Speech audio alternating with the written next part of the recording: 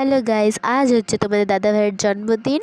আর এখন বাজে রাত 12টা। দিয়ে 12টার সময় আমি ওকে উঠালাম। ওর শরীরটা প্রচণ্ড পরিমাণে খারাপ ছিল, ঠান্ডা লেগেছিলো প্রচণ্ড। তো সেই জন্য ও জাস্ট অবাক হয়ে গেছিলো। আর সাথে সাথে শরীরটা ভালো ছিল না, তোর একদম মুড ছিল না। দিয়ে আমি ওকে গিফট দিয়ে দিলাম। আর ওর ফেভারিট যেহেতু কর্নাটা, তো ওকে দিলাম, কিন্তু তার সাথে বারণও করে দিলাম যে এখন খেও না কিন্তু। আর আমার গলার ভয়েসটার জন্য কিছু মনে করো না, কারণ আমার পুরো ঠান্ডা লেগেছে প্রচুর পরিমাণে। দিয়ে আমাকে আবার হাতে ধরালো, তো সবাই বলছে রিটার্ন গিফট দিল। আমি ওর জন্য একটা ছোট্ট কেক বানিয়েছিলাম, সেই কেকটা ওর সামনে দিলাম।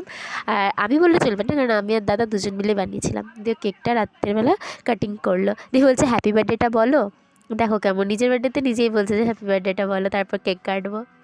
নিয়ে ও কেক কাটতে শুরু করে দিল। তো কেক ফেক কাটা হলো। তো তখন অনেক রাত হয়ে গেছিলো, তো সেই জন্য আর কেউ ছিল না, আমি, দাদা আর আমার বুনু ছিল।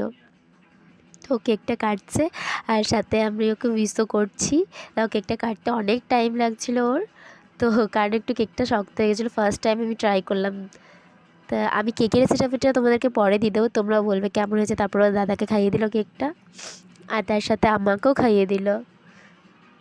আর এবারে নিজেকেও আমিও একটুখানি খাইয়ে দিলাম, আর বুনুকেও খাইয়ে দিলাম। এবার আমরা সকালবেলা মন্দির গেলাম, ভিরিঙ্গি মায়ের মন্দির। সেখানে অনেক ভিড় ছিল, কারণ সেদিন শনিবার ছিল। তো অনেক ভিড় ছিল ওখানে মন্দিরে। আর সাথে কিছু ছিল, দিয়ে ওখানে আমরা ফটো তুলে আমরা বাড়ির দিকে এলাম। বাড়িতে এসে ওর জন্য রান্না বান্না করা হলো। আমি ওর জন্য প্লেট রেডি করছিলাম খাবার সার্ভ করার জন্য, তো প্লেটগুলো ধুলাম। দিয়ে ওর জন্য খাবার রেডি হয়ে গেল, ওর সাথে একটু কিছু ছবি তুলে নিলাম। আর বুনু মাও সবাই মিলে তুলে নিলাম। এবার বিকেলে বুনু ওর জন্য ঘরটা সাজাচ্ছিল। আর সাজাচ্ছিল, ও খুব সুন্দর সাজিয়েছে। সাথে দেখলাম ওর কেকও চলে এসেছে। এবার সন্ধ্যেবেলা ওর বার্থডে সেলিব্রেট হলো।